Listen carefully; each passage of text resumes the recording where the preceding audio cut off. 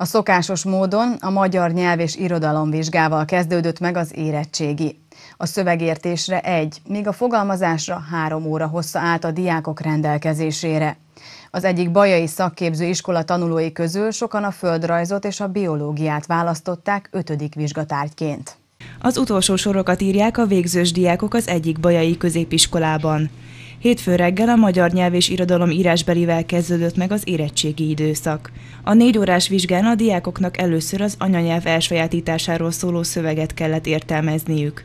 Ezután pedig egy érvelés, egy márai novella elemzése, valamint Berzsenyi és Vörösmarty versének összehasonlítása közül választhattak. Szerintem nem volt annyira vészes, én a műjelemzést választottam. A magyar mellett még kötelező matematika, történelem és idegen nyelv után 5. érettségi vizsgaként sokan választottak természettudományos vagy szakmai tantárgyat. Kereskedelmi és vendéglátóipari alapozó tantárgyak vannak, ebből a 2 tárgyból is folyik érettségi nálunk, tehát nagyon sok gyereknél ez az 5. választott tantárgy.